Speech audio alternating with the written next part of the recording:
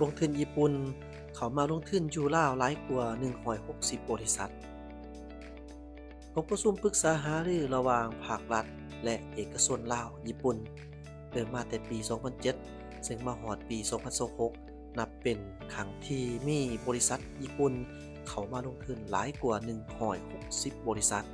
ที่มีทางการเข้ามาลงทุนโดยกงในการขยายฐานการผลิตจากประเทศเพื่อนมิตรเข้ามาสปปลาวในรูปการต่อสู้การผลิตของภาคพื้นและสากลกองประชุมดังกล่าวได้จัดขึ้นในมื้อวันที่21พฤษภาคม2026ที่ผ่านมานี้ที่หอการคณะกรรมการส่งเสริมและคุ้มครองการลงทุนเป็นประธานของทานนางพรวรรณอุทวงศ์รองรัฐมนตรี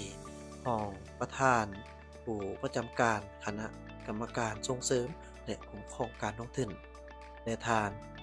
โออิซิมิซิโตมุเอกอัครราชทูตญี่ปุ่นประจำสปปลาวมีแขนงการภาครัฐที่เกี่ยวข้องของสปปลาวและจากสภาอุตสาหกรรมในการค้าญี่ปุ่นประจำลาว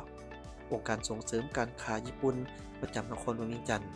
องค์การร่วมมือสากลญี่ปุ่นประจำสปปลาวหรือองค์การใจกล้า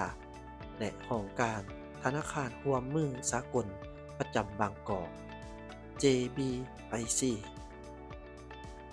กองประชุมปรึกษาหารือระหว่างภาครัฐและเอกชนลาวญี่ปุ่น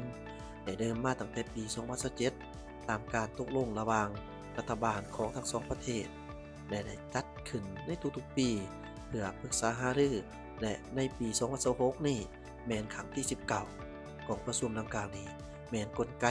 ทางการสนทนาปรึกษาหารือเพื่อแลกเปลี่ยนความคิดความเห็นและค้นคว้าสอบหาวิธีการแก้ไขร่วมกันโดยเฉพาะแม่นปัญหาและสิ่งท้าทายที่ติดพันกับสภาพแวดล้อมการลงทุนที่บริษัทญี่ปุ่นมาดำเนินธุรกิจอยู่สปปลาวกำลังพบพ่อเพื่อให้คะแนนการที่เกี่ยวข้องของทางสปปลาวได้รับทราบโดยกงและนำไปค้นคว้าพิจารณาแก้ไขแนะใส่ปรับปรุงนโยบายส่งเสริมการลงทุนบรรดานิติกรรมระเบียบการก็คือสภาพแวดล้อมของการลงทุนภายในของสปปลาวให้นับมือนับดีขึ้นเพื่อสุกอยู่การจัดตั้งปฏิบัติโครงการที่รัฐบาลได้อนุมัติแล้วให้มีผลสำเร็จพร้อมทั้งสร้างแรงจูงใจให้แก่การดึงดูดการเอานักลงทุนใหม่ที่มีคุณภาพจากบรรดาประเทศเพื่อนมิตรก็คือการลงทุนโดยกงจากประเทศญี่ปุ่นเข้ามาสปปลาวให้หลายขึ้นกองประชุมในปี 2026 นี้ได้มีการปรึกษาหารือลงเรือหัวข้อที่สำคัญเป็นต้นแมนการจัดตั้งปฏิบัติพันธะทางด้านสวยสะอากรโดยเฉพาะแม่นอากรมูลค่าเพิ่มหรือว่า VAT การนำใส่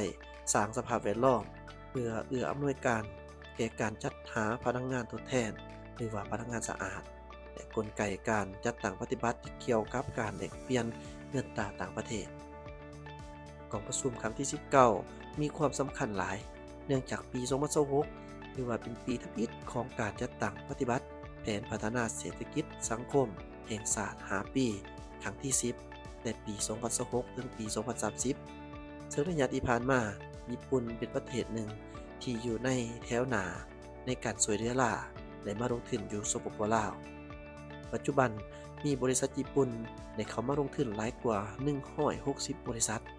ที่มีทั้งการเข้ามาลงทุนแบบโดยกงและการขยายฐานการผลิตจากประเทศเพื่อนมิตรเข้ามาสปปลาวในรูปการต่อสู้การผลิตของภาคพืชและสากลซึ่งได้ประกอบส่วนเขาในการเสริมขยายการร่วมมือและการลงทุนอยู่สปปลาวให้เติบใหญ่ขยายตัวและมีบรรยากาศที่ดีโดยเฉพาะแม่นคะแนนการผลิตที่ได้สร้างเวียกเฮ็ดงานทำฝึกฝีมือให้แก่แรงงานลาวในจำนวนหลวงหลายและได้ถ่ายทอดเทคโนโลยีที่ทันสมัยมาสู่สปปลาวผ่านการประชุมปรึกษาหารือฝ่ายญี่ปุ่นได้ยืนยันจะสืบต่อร่วมมือกับฝ่ายลาวเพื่อปรับปรุงสภาพแวดล้อมการลงทุนและร่วมกันแก้ไขปัญหาสิ่งท้าทายต่างๆซึ่งคาดว่าจะเฮ็ดให้ตัวเลขการลงทุนจากญี่ปุ่นจะสืบต่อเพิ่มขึ้นอย่างต่อเนื่องและจะสืบต่อประกอบส่วนอย่างต่างๆเขาในการจัดตั้งปฏิบัติ แผนพัฒนาเศรษฐกิจสังคมแห่งชาติ5ปีครั้งที่10แต่ปี2026ถึงปี2030ตามทิศสีเขียวและยืนยงจะมาเบิ่ง ADB นี่เพิ่นได้มีการคาดคะเนเศรษฐกิจลาวในปีนี้จะเติบโตเพียงแต่ 4% ถือว่าต่ำกว่าที่ควรเป็นจากเหตุการณ์ความขัดแย้งในภาคพื้นตะวันออกกลางได้ก่อให้เกิดความผันผวนต่อตลาดพลังงานและการขนส่งทางทะเลถึงแม้ว่าลาวเฮาจะบ่ได้มีการพัวพันโดยตรงกับภาคพื้นตะวันออกกลางก็ตามแต่ว่าลาวเฮามีการค้าขายใกล้ชิดกับประเทศที่มีการซื้อการขายร่วมกับประเทศดังกล่าวเป็นต้นแม่นราชอาณาจักรไทยและก็สปปจีนตามการเปิดเผยบทรายงานทางด้านเศรษฐกิจของทางธนาคารพัฒนาอาเซียนหรือว่า ADB ในมื้อวันที่10เมษายน2026ให้รู้ว่าการจราจรทางเรือผ่านช่องแคบฮอร์มุซแม่นลดลงอย่างรุนแรงจำนวนเรือที่ผ่านต่อวันลดลงเหลือ5ลำในวันที่29มีนาลดลง 96% ถ้าหากว่าเปรียบเทียบใส่ในวันที่22กุมภาพันธ์ตลาดพลังงานมีปฏิกิริยาตอบกลับอย่างทันทีราคาน้ำมันดิบพุ่งขึ้นจากระดับต่ำกว่า$70ก่อนเกิดความขัดแย้งไปสู่จุดสูงสุดเกือบฮอด$120ต่อบาร์เรลและก็อยู่เหนือ$100มาตลอดเดือนมีนานอกเหนือจากน้ำมันนี่แล้วอยู่ภาคพื้นตะวันออกกลางยังเป็นแรงสนองหลายปัจจัยให้แก่อุตสาหกรรมที่สำคัญภาคพื้นนี้คิดเป็นเกือบครึ่งหนึ่งของการส่งออกปุ๋ยยูเรเนียมของโลกและปริมาณ 30% ของถาดอาร์โบเนียซึ่งเป็นองค์ประกอบสำคัญสำหรับการผลิตกสิกรรมดังนั้นการรบกวนห่วงโซ่การผลิตจะมีแนวโน้มเฮ็ดให้ราคาปุ๋ยและก็ราคาสินค้าอื่นๆที่ใส่เข้าในการผลิตเพิ่มขึ้นพร้อมด้วยผลกระทบต่อเนื่อง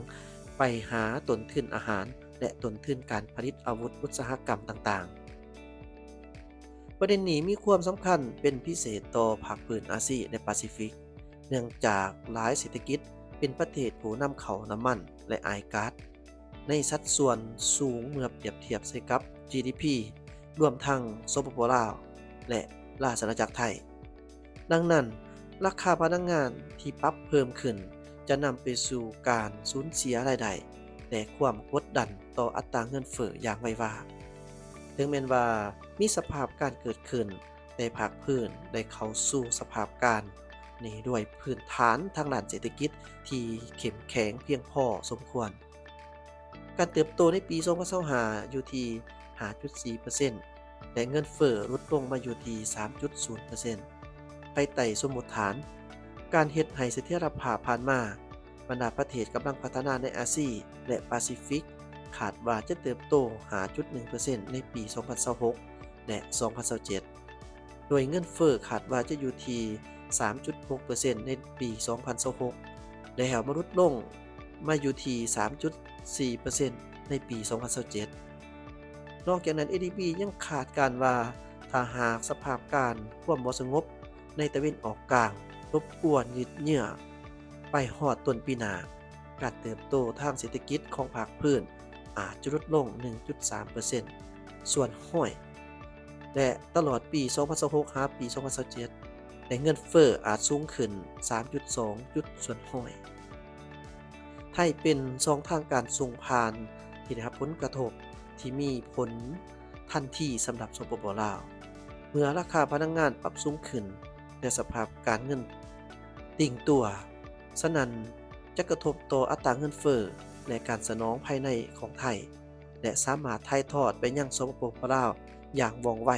ผ่านช่องทางการค้าข้ามแดนและการบริการฉะนั้นจึงเว้าได้ว่าประเทศลาวแม้นเผชิญกับวิกฤตการพลังงานของโลกบ่ได้อยู่โดดเดียวแต่ว่าผ่านระบบภาคพื้นดังนั้นระยะต่อหน้าการเติบโตทางด้านเศรษฐกิจของลาวคาดว่าจะลดลงมาอยู่ที่ 4% ในปี 2026 แล้วฟื้นตัวเล็กน้อยขึ้นฮอดประมาณ